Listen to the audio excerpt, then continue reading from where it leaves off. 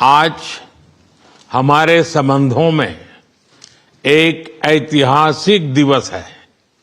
मुझे प्रसन्नता है कि कई वर्षों की मेहनत के बाद आज दोनों देशों के बीच comprehensive economic and trade agreement संपन्न हुआ है। यह समझौता मात्र आर्थिक साझेदारी नहीं, बल्कि साझा समृद्धि की योजना है। एक और भारतीय textile, footwear, gems and jewellery, sea food और इंजीनियरिंग गुड्स को यूके में बेहतर मार्केट एक्सेस मिलेगा। भारत के एग्रीकल्चर प्रोड्यूस और प्रोसेस्ड फूड इंडस्ट्री के लिए यूके की मार्केट में नए अवसर बनेंगे। भारत के युवाओं, किसानों, मछुआरों और एमएसएमई सेक्टर के लिए यह समझौता विशेष रूप से लाभकारी सिद्ध होगा।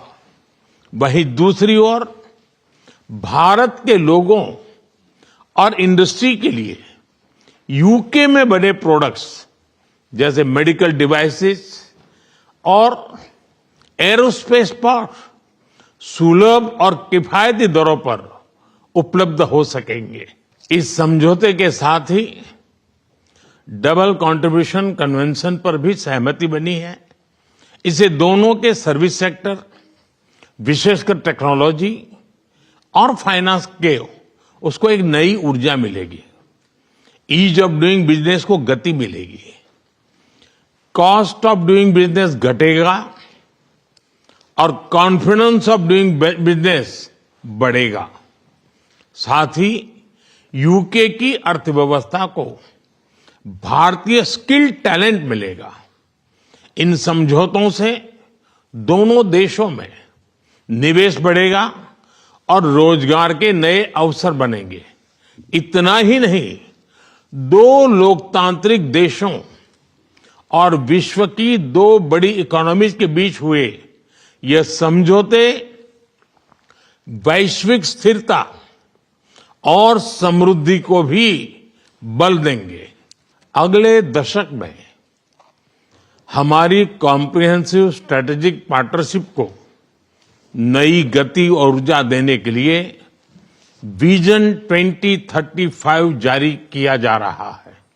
यह टेक्नोलॉजी, डिफेंस, क्लाइमेट, एजुकेशन और पीपल टू पीपल कनेक्ट के क्षेत्रों में एक मजबूत, भरोसेमंद और महत्वाकांक्षी साझेदारी का रोड मैप बनेगा। शिक्षा के क्षेत्र में भी दोनों देश मिलकर एक नया चैप्टर लिख रहे हैं। यूके की 6 यूनिवर्सिटीज भारत में कैंपस खोल रही हैं।